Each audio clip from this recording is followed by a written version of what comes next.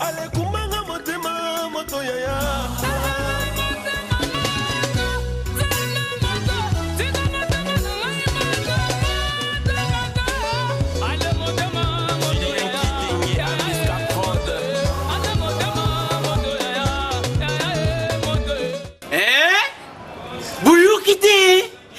Yo kaka Kinshasa Nabiso Kin et l'équipe partout. Kin et l'équipe partout. Kinshasa et l'équipe partout. Kinshasa et l'équipe partout. Kinshasa et l'équipe partout. Kin et l'équipe partout. KNB Kinshasa et l'équipe partout. Mbote bakina nyoso partout au besoin na biso dans le monde entier. Bienvenue dans le magazine Nabino Kinshasa Nabiso.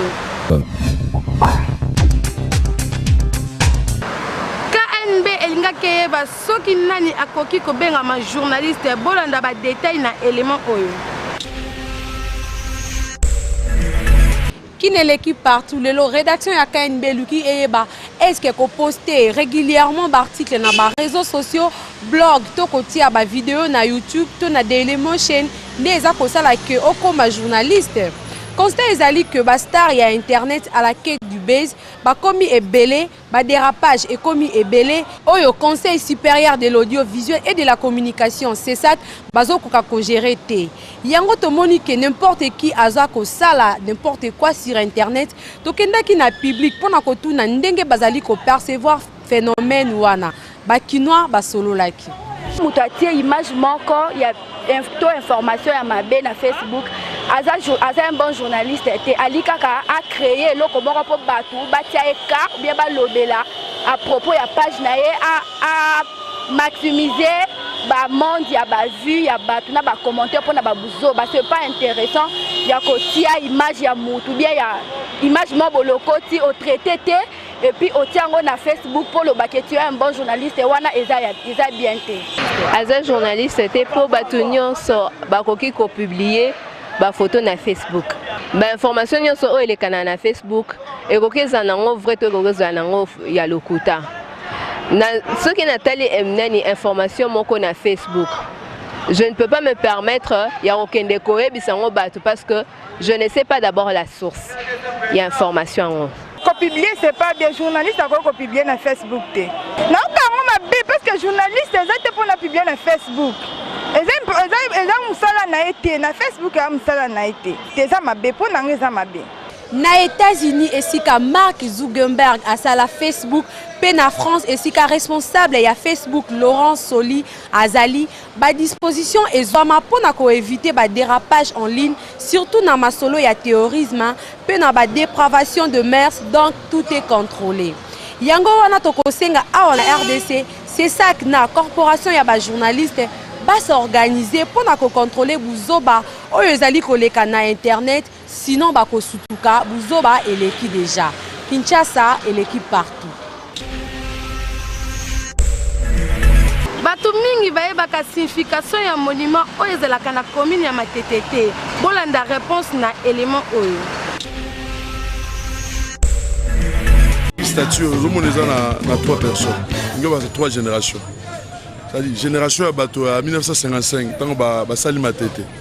Hein? Voilà première génération. Omona ya papa wana o alati asimbi kanwa. Voilà génération. Deuxième génération époque na biso. C'est-à-dire ba papa o ba yé après génération. Troisième génération bano babota misiko. Dans ce moni azo la kisaye ala kisekuna. Abe monitala monument kuna, monument de basali yango bino batoye sima na Matete. Malgré monument za na commune ya limité. Hein? Mais azo la kisaye. Donc il y a que ça 3 générations. Le Matete bana basango de 1955 till à 2016, ils ont 3 générations.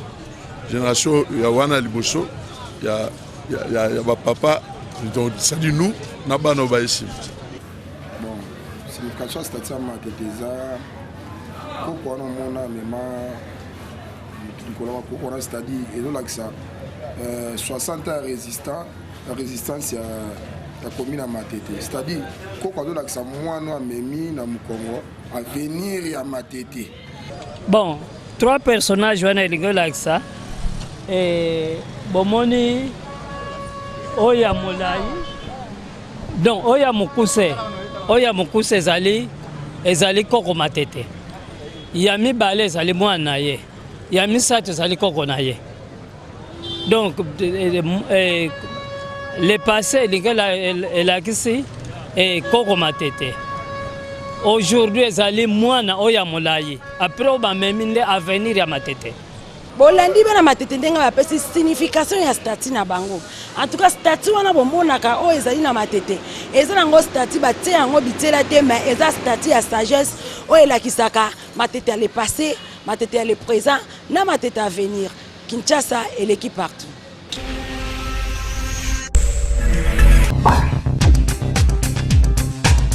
KNB eluka keba soki ba université ebele ya RDC ezalaka na ba bibliothèque ba labo to pe ba atelier pour na ba pratique ya ba étudiants. Bolanda quelques étudiants ndenge ba lobby na micro ya KNB. Oui, c'est sûr qu'il faut qu'il y ait une jeune bibliothèque parce qu'ils allaient qui calaté. Mais maintenant, ils ont une jeune bibliothèque et qui est équipée sur le plan de la forme. Mais bah ouvrage Zoya recteur Azoson Baba ouvrage, bilan comme aussi chez Zoya parce qu'il faut assez à la bibliothèque virtuelle quoi. Bah ordinateur Ezala, connexion P Ezala, mais nan ba ordinateur Eza, mais nan ba connexion T pour ba étudiant tango au tangi ba livre, au KP na connexion, au taper sur internet. Parce qu'Internet aujourd'hui, c'est un boulevard à la connaissance du monde. Non, c'est une bibliothèque, au code social et recherche, au Vandi, au Tangipe, pour le monde qui est aussi ici, quand on doit trouver au Bimina, mais bibliothèque est en non, ordinateur est en Akati. Les ordinateurs, ils allaient à thérapie, à la recherche, même si les livres, on a vu ça, la machine, même si on a une salle, on a vu ça. La chaise, la tablette, vraiment. Quand si vous avez les TP, parfois, il y a la bibliothèque, là. Il y a aussi les labos, mais il y a dans nos bibliothèques, il y a aussi les ordinateurs. L'IEC, la bibliothèque est bien équipée. tokosenga la bino ba université o tisiko bo se conformer na ndenge sengélité université ezala to institut supérieur ezala bo se conformer na yango bozala na ba matériaux didactiques o esengeli parce que monde évolue na vitesse mususu kin et l'équipe partout. Ba parents mingi bazalaka lisusu na culture ya ko contrôler to pe ko signer ba journaux de classe ya bana bango te bolanda ndenge ba kino ba lobby yango na micro ya KNB. Otangaki cahier de communication ezalaki pont eza ko communiquer ba parents ce que l'enfant est en train de faire à l'école et puis eza peut kopesa pe école une idée sur l'enfant ba parents na bazo ta penate ya ko kolanda la penda donc à 90% parents au moins 45% parents de batulanda la penza comment ça se fait les relations entre cahier de communication ba parents et élèves. Mais il y a une école P, école faut mettre à CT. École azongela rôle nae wada sala. Pour biso betant tous les élèves, époque na aussi ayi na bongo, cahier de communication so na sali mo erreur be na manka ki na bundisa ki muninga na école, ba okomala cahier de communication tant na rozonga papa fa senga ngelo ka liboso cahier de communication pour provoquer na école. Tant à comprendre et logo ba commune na cadre so ba convoquer qui est parents à okende pour se justifier. Mais les lots ba école ils occupent ce soir. Pareil, belle balande, alors c'est pourquoi. Aux parents mususu abimi na tongo atiki na ndako ilo côté. Akei musala makansine zali ke ba ni fobalia. Azu ilo côté. Tanga zo ngava na ndako azo raisonner elo ni mwana kolia. Sikoyo tant ya ko raisonner que yo yelanga devoir. Yo yelanga bo et rozala lente parce que conjoncture on est mboka peut-être là où il travaille ba foutiété ayena ba arrière pensée na. Pensez le quoi vous avez le journal de classe est très d'union entre l'école na bas parents. Alors dès lors que ce soit bas parents, que ce soit école, parce qui peut être problème, il y a journal de classe. Moi je pense plus que c'est un problème, il y a organisation, nous avons également na enseignants et aussi na ministère d'enseignement. Oh, il y a un prérogatif, il y a Moussalana, et mais un peu que résoudre le problème, il y a journal de classe, parce que sans journal de classe, sans cahier de communication, alors suivi à moi négociateur, Donc moi to suivre que moi na kimi classe, moi nazo se comporter normalement na kati ya école. ndako ya étage ezali nango mabe te kasi bato ya ndako ya se bazodeklare ndenge bato ya ndako ya étage bazoviole baintimité na bango na phénomène drone. toye kosalela bino reportage ya bainconvénient oyo ezalaka na baparcelle oyo ekangama na baparcelle oyo eza ya baimmeuble to mpe baparcelle oyo eza na bandako ya étage. Parce que tout le monde bande na biso baza na se baza kolela mingi pe baza ko regretter ndenge ba immeuble o eza à côté na bango ezali ko sala bango bazali ko boaki la bango ba mai ba saluve baza ko tenir compte que bande ko musu pe bavandara na se eza bato bazali kolo biso toza na se bato bazali kolo il faut ba mona biso bato ase peut-être to komba fulu na bango bakoza basali matembele ou soit basali ngai bakozwa banzete to bazwi babwaki pena na fenêtre ozaki olataki bien osenti pena nzete ngai ezwio kusha bana bazobwaka yango en désordre kota donc okozala pe na posa kena ovanda na sende to ozotanga okoloka bango bazwi radio bafongoli miziki makelelelele.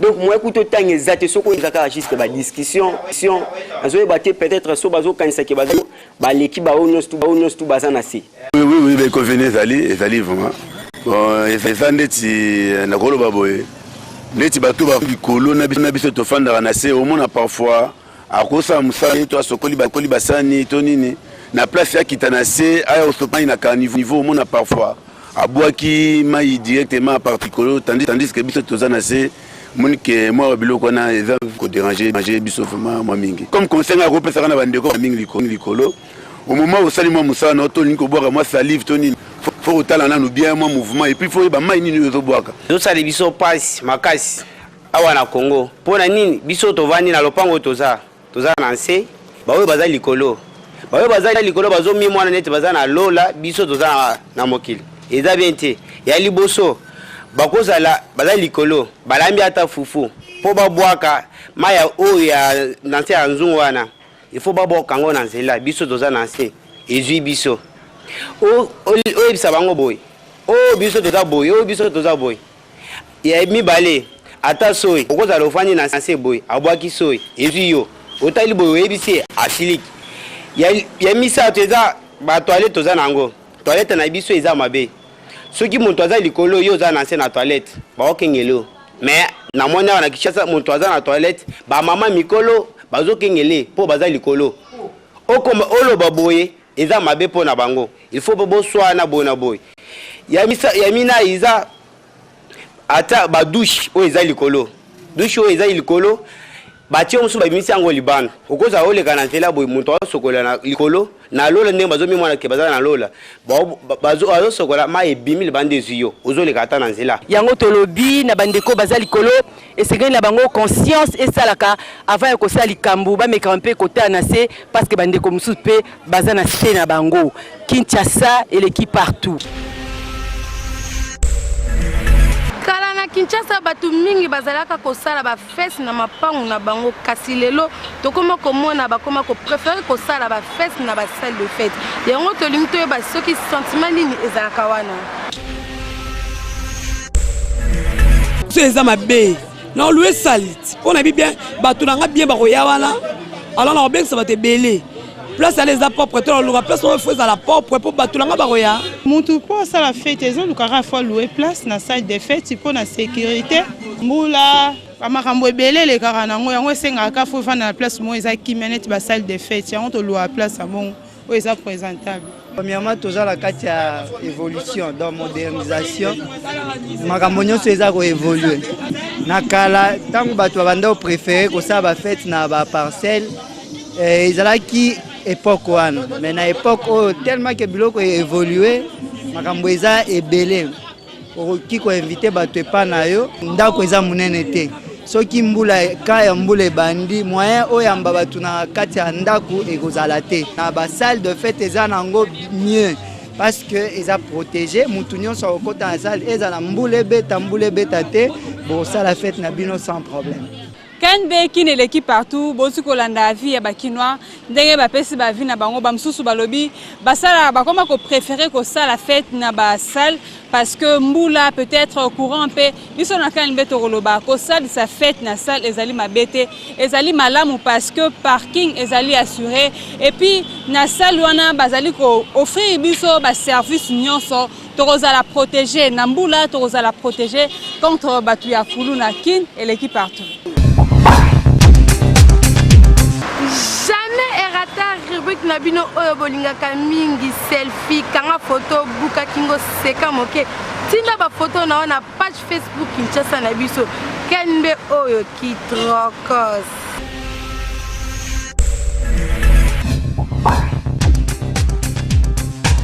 Bolanda ambiance oyo Rena qui na ville à Kinshasa après qualification ya ba Léopard ya RDC pour la finale. Bamata bakita sur place sportif libela ibenge 100%.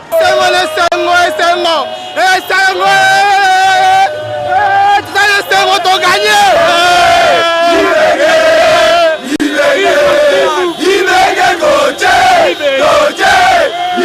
Na sepeli mingi na komisi nzambe na grâce à Salibiso koleka tina finale malgré pas minyoko eza mboka bilaka RDC bon impression nga liboso ezali to sepeli parce que na nationaliste to sepeli ndenge RDC abeti to komi na finale donc espérons que nzamba osunga biso to ko finale isaki bango tobi cette fois-ci ba Congolais baza déterminé. Donc tous a déterminé couple wana eza ya bana Congo. Awa na boulevard na Gombe za ko beba. Final, esito kangi coupe. Esito kangi coupe. Champion final. Lelo nenda lelo Mari Misamu nata. Balobi Mari Misamu na ibenge a continuer ba na coupe wana. Suena biso coupe ali Mari Misamu adayaki. Toaki na matanga mesiko to émotion mais finalement on est en finale, c'est l'essentiel. Félicitations aux joueurs, c'était pas facile, mais il y a match à Bueno. RDC, Bueno tolérane tolingi mboko. Yango ezomonana. Tobana sengo ko saranate. RDC ezoko da sa frontière, ezoko écraser ba pays no samike mike. On est timu ki di benda pina ya 3. RDC loko makasi. Toloba ki to ko lia bango, to le bango. To ko le ka coupe ya biso. Ndenge oza RDC. Mais monsieur, donc on lia bango tina souka. Résultat ibenge c'est bon, on a gagné, c'est bon. Coupe on a gagné la RDC, c'est bon, gloire à Dieu. Tombé en combo ya Mari Misambu. C'est ça. C'est bon. Na Kinshasa ba terme et comment faut se développer pamba yango lelo KNB et celle libino sélection il y a quelques-uns. C'est l'équipe partout, KNB Libino sélection, il y a quelques termes oyo kolobama awa na Kinshasa, surtout pour la bino bato mesana ko ya vacances awa na Kinshasa. Ndakisa, Jaja ou Jakoko. Mutaza d'accord tena likambo zo yebisa eto soit li solo ozo betela e. Soki boyi salamu kinayo. Mutaza na ba doute par rapport à likambo yebisi eto li solo beti a douter nango yango na balobaka soki boyi osali mokili nayo. Kala na Kinshasa mutu soka za mbongo te to yeba ke ba lo baza piaka mais mikolo eza susu piaka te malaria mopesi mutu oyo apesaka mopimi mutu oyo akabarate molei eza guma te mutu aliaka mingi nde mikolo to benga bango molei mbeya kozala bonne santé soit oza bien tibeleze eza mwaso ya taille soit moso ya munene mampala bilobela na tango akolia soki ba pesi mutu biloko akolia akomi biloba loba yango wana kini abazo benga bango ba mapala ikia ba sero ya karto ba umela o ba balaka te bango wana ba ikia bana ya mama Olive ba minere mikolo baza so ba minere te to benga bango bana ya mama Olive comportement mkolo so ba bengi oza comportement la giso za mukolo donc oza lingwele série seto umela vitesse yage eza kozala bien ou soit kozala na mbongo mutu so balobi mutu aza na volant kozala na voler la kisi mutu aza na mbongo ou soit mikolo wana azo vivre bien aza na mbongo ebele mikolo wana ndo bakoloba aza na volant terme ezokende na Kinshasa matisa mafuta ou soit adrénaline mati moto aza stressé makasi niveau stress eza ya komata yango tozoloba matisa mafuta ou soit adrénaline eza ya komata. Voilà quelques termes oyo tosalaki sélection mpona bino bato bomesana koya vacances awa na Kinshasa ya boye yango ezolakisaka ya Kinshasa ezoleka partout. Merci na confiance pe fidélité au bozo continuer ko pesa na magazine ya bino KNB oyo elobelaka bino ba réalité nyonso ya Kinshasa ya mokolo lelo ekomi na suka kasi bobosana te Kinshasa eleki partout.